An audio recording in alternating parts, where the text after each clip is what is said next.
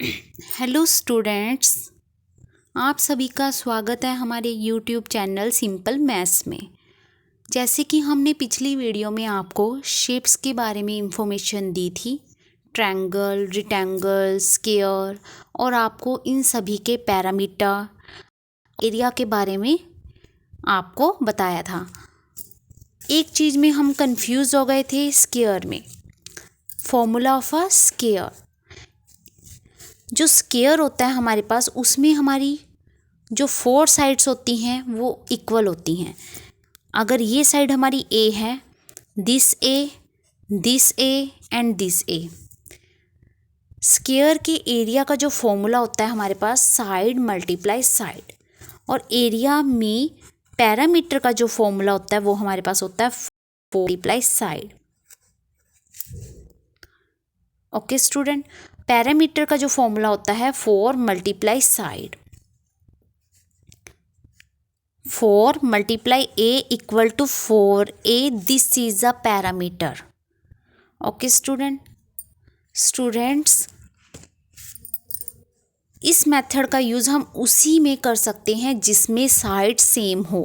4 multiply side, नहीं तो हमारा जो पैरामीटर का है side plus side plus side plus side, जितनी साइड होती हैं उन सभी को ऐड कर दो। जो है हमारे पास उसमें जितनी भी साइड्स हैं उन सबको ऐड कर दो, तो हम पैरामीटर को फाइंड आउट कर सकते हैं। अगर हमारे पास साइड सेम है तो हम जितनी साइड्स हैं उसको काउंट कर लो और मल्टीप्लाई उसकी एक साइड से कर दो। जैसे कि इसकी 4 साइड्स हैं, 1 2 3 4, 4 को हमने मल्टीप्लाई, इसमें जो साइड गिवन है ए, उससे हमने मल्टीप्लाई करके इसका पैरामीटर फाइंड आउट कर लिया। लेकिन ये उन्हीं क्वेश्चनों में होगा जिसमें साइड जो है वो सेम होगी। अगर हमें 5 साइड्स दी हैं और इक्वल शेप दी है, उनकी 60 60 60 दी है, या फिर वो 5 5 5 दी है, सेम उनकी लाइनिंग दी है, सेम साइड दी है, तो हम उस साइड को काउंट कर लेंगे कि उसकी कितनी साइड्स हैं, 1 2 3 4 5, और उस साइड से हम उसकी जो साइड गिवन है उसको हम मल्टीप्लाई करके उसका आंसर फाइंड आउट कर देंगे। अगर हमारे पास साइड्स डिफरेंट है तो हमें यही वाला मेथड यूज़ करना पड़ेगा पैरामीटर को फाइंड आउट करने के लिए, side plus side plus side plus side. इस चीज़ को मैं एक और मेथड से आपको समझाना चाहूँगी। जैसे कि हमारे पास हमारी 58 58 58 इनको हमें ऐड करना होता है, 58 58 58 58। ओके स्टूडेंट, इन सभी को हमें ऐड करना होता है, 1 2 3 4 5 6 7 8 9 10। क्योंकि ये टफ हो गई है, लंबी हमारे पास चली गई है, 58 प्लस 58 प्लस 58। अगर हम इसको काउंट करने में ऐसे करें तो हमें थोड़ी सी देर लगती है, तो हम इसको कैसे इजीली जल्दी से काउंट कर सकते हैं कि हमारे पास हम ये सेम नंबर है तो हम इसको काउंट कर लेते कितने टाइम्स है, 1 2 3 4 5 6 7 8 9 10, ये 10 टाइम्स है। ये 10 टाइम्स है तो हम 10 से मल्टीप्लाई कर देते हैं इस सेम को। ओके स्टूडेंट, यही चीज़ हमारी इसमें ये यूज़ हो रही है। हमारे पास ये सेम लाइनिंग है, इसकी सेम साइड्स है, तो उसको हमने काउंट कर लिया कितनी साइड्स है और उससे मल्टीप्लाई कर दिया, और ये हमने फाइंड आउट कर लिया ओनली तब जब हमारी साइड क्या है, सेम है। तो 58 58 58 इन सब को हमारी सेम थी, इसकी मैंने काउंट कर लिया कि कितने टाइम्स ये रिवाइज हुआ है, तो 10 मल्टीप्लाई 58 हमारे पास 580 हमारा आंसर आ गया। अगर आप इसको इस टाइप से काउंट तो भी आपका 580 आंसर आएगा। कैसे देखिए, 50 50 100, 50 50 100 200, 50 50 300 हो गया, एंड 400 एंड 500। अब आप इसको 8 8 16, 8 8 16, 16 और 16 32, फिर से यहाँ तक हम पहुँचे, 8 और 8 16, फिर से 8 और 8 16, 6 6 12 13 14 and 15 16 17 18 19 20। ओके, दोबारा से ऐड कीजिए, 8 और 8 16, 1 2 3 4 5 6 7 8 9 10।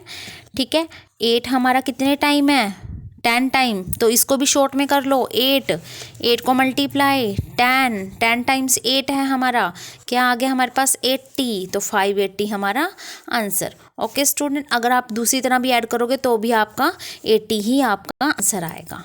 ओके स्टूडेंट, तो 580 योर आंसर।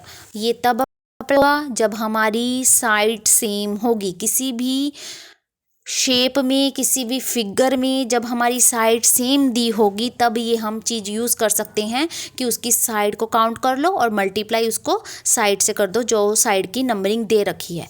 बट जिसमें साइड डिफरेंट है उसमें हम ये चीज़ यूज़ नहीं करेंगे, उसमें हम सीधा पैरामीटर फाइंड आउट करने के लिए साइड को प्लस करेंगे। Side plus side plus side plus side, जितनी साइड से उतने उसको को ऐड कर लेंगे। अब आज हमारे पास जो आपको मैं शेप बताने जा रही हूँ वो शेप है सर्कल। सर्कल हमारे पास जो शेप है हमारी वो है सर्कल। तो फर्स्ट ऑफ ऑल हमें सर्कल का सेंटर पता होना चाहिए। किसी भी चीज़ का सेंटर क्या होता है, ये हमारे पास कोई भी सर्कल है और ये पास क्या होता है उसका सेंटर। कंपास का यूज़ करके जैसे हम बनाते हैं, जहाँ हम पिन रखते हैं उसको हम बोलते हैं सेंटर। तो दिस इज़ अ सेंटर। अब हमारे पास क्या है, सेंटर से जो लाइन पास कर रही है, जो सेंटर से हमारी लाइन पास करती है वो हमारी होती है radius. This is a radius, जो हमारी सेंटर से लाइन करती है, half line, this is a radius. जब वो लाइन फुल हो जाती है, जब वो लाइन फुल होती है तो वो बन जाती है डियामीटर, वो बन जाती है डियामीटर। सेंटर से जितनी भी लाइन फुल क्रॉस करती हैं उन सबको डियामीटर कहते हैं। हाफ को हम रेडियस बोलते हैं, हाफ को रेडियस बोलते हैं और फुल को हम बोलते हैं डियामीटर। तो इस तरह इस डायग्राम में आप देखिए, यहाँ सेंटर है, दिस रेडियस एंड फुल जब हो जाएगा तो हमारे पास बन जाएगा ये डियामीटर। दिस, ये फुल हमारा डियामीटर, यहाँ से लेके ये पूरा हमारा डियामीटर। सेंटर से जितनी भी लाइनें क्रॉस करेंगी सभी हमारी होंगी डियामीटर। ओके स्टूडेंट, अब हमारे पास सेंटर के अलावा कहीं से कोई लाइन क्रॉस करती है तो उसे बोलते हैं कॉर्ड। सेंटर के अलावा कहीं से लाइन क्रॉस करती है तो उसे बोलते हैं chord. This is a chord, ये दिस इज अ कॉर्ड। अगर हमारी यहाँ से भी जा रही है तो दिस इज अ कॉर्ड। जो सेंटर से नहीं करती बाकी जगहों से करती है उसे बोलते हैं हम कॉर्ड। स्टूडेंट, अब हमारे पास डी का जो फॉर्मूला होता है, डी इक्वल टू 2r, डियामीटर है डबल रेडियस के बराबर। अगर हमें किसी सम में डियामीटर, जैसे हमारा डियामीटर गिवन हो इक्वल टू 24, उन्होंने कहा हो फाइंड रेडियस, इसकी रेडियस फाइंड करो, तो हमें पता है कि इसकी रेडियस डबल हो, डी की जगह हम 2r लगाएंगे और यहाँ 24। अब दिस, ये हमारा मल्टीप्लाई में डिवाइड में हो जाएगा, यानी कि नीचे आ जाएगा और कटिंग हो जाएगी। 2 1 ज़ा 2, 2 2 ज़ा 4, r इक्वल टू हमारा 12 हमारा आंसर होगा। ओके स्टूडेंट, r हमारा आंसर होगा। तो इस तरह से हमें क्वेश्चन आते हैं, डी गिवन हो या फिर हो, हमें फाइंड आउट करना हो डियामीटर एंड फाइंड आउट करना हो रेडियस। ओके स्टूडेंट, किन टाइप के जो क्वेश्चन आते हैं उसमें पूछा जाता है सरकमफ्रेंसिस। सरकमफ्रेंसिस का जो फॉर्मूला होता है हमारे पास वो होता है 2πr। 2πr हमारा जो है फॉर्मूला होता है और हमारे जो क्वेश्चन होते हैं हमें गिवन होता है इक्वल टू, जैसे 20 है तो आपको सरकमफ्रेंसिस फाइंड आउट होता है। तो सरकमफ्रेंसिस का जो फॉर्मूला होता है 2πr, हमें इसमें r को रखकर इसकी वैल्यू फाइंड आउट करनी होती है। जैसे हमारे पास 2 पाई की वैल्यू हमारी होती है 22/7 और r हमारा क्या है यहाँ पे 20। ओके स्टूडेंट, अगर कटिंग होती है तो कर लो, नहीं होती तो आपने क्या करना, ऊपर वाले से मल्टीप्लाई करने हैं। 2 2 ज़ा 4, 2 2 ज़ा 4, 44 एंड 2 4 ज़ा 8, 80/7। Okay student, this is fancy, इसको आप डिवाइड करके डॉट में इसका आंसर फाइंड आउट कर दोगे। तो सेंटीमीटर लिखा है तो पीछे सेंटीमीटर, मीटर लिखा है तो पीछे मीटर। ओके स्टूडेंट, नेक्स्ट आपके पास सरकमफेरेंस को एक मेथड और होता है, इसमें हमें डी गिवन होता है, डी निकालने का। डी हमें दिया है 21। सरकमफेरेंस का जो फॉर्मूला होता है 2πr होता है। अब आपको पता है कि 2r हमारा डी के इक्वल होता है, तो सरकमफेरेंस का फॉर्मूला होगा पाई डी। यहाँ पर देखिए 2r हमारा d के इक्वल है, तो पाई डी। सरकमफेरेंस निकालने का फॉर्मूला पाई डी। अब d हमारे पास 21 है, तो 22/7 मल्टीप्लाई 21, 7 3 ज़ा 21, 3 2 ज़ा 6, 3 2 ज़ा 6 मीटर आंसर। तो इस तरह से हम सरकमफेरेंस जो है वो फाइंड आउट कर सकते हैं सर्कल का सरकमफेरेंस। सरकमफेरेंस होता क्या है, किसी भी सर्कल का यहाँ से लेके एरिया, यहाँ से लेके हम जो राउंड कर रहे हैं यहाँ तक, ये सारा हमारा होता है सरकमफेरेंस।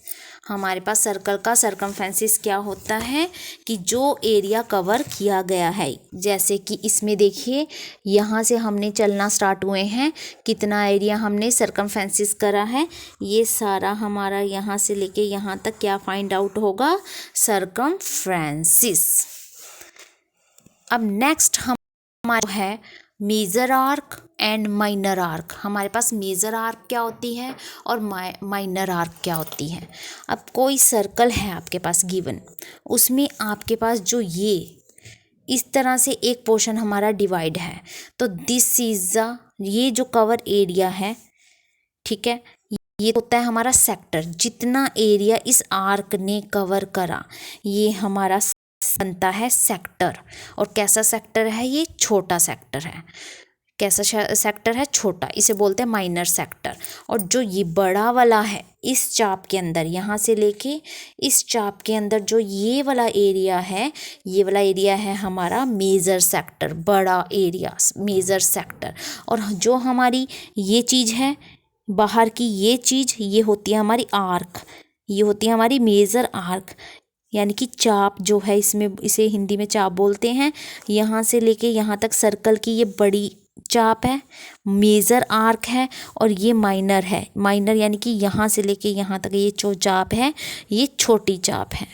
ओके स्टूडेंट, तो ये आर्क, ये भी आर्क थी, ये मेजर आर्क थी, और ये माइनर आर्क थी। जो एरिया इन्होंने कवर करा था, जो छोटी वाली ने कवर करा था, उसे हमने बोला है मेजर, जो माइनर एरिया, और जो बड़ी वाली ने आर्क ने कवर करा है उसे हमने बोला है मेजर सेक्टर। ओके स्टूडेंट, तो इसमें हमारे पास मेजर सेक्टर और माइनर सेक्टर के बारे में मैंने आपको बताया। अब नेक्स्ट हमारे पास जो है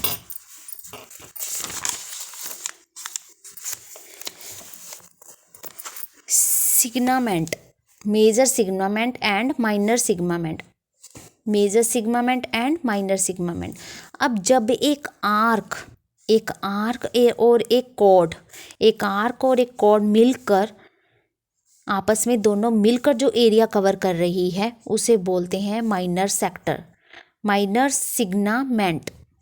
जो हमारा एरिया चाप और कॉर्ड ने मिलकर कवर किया, चाप और आर्क ने, उसे हमने बोला माइनर सिग्मामेंट।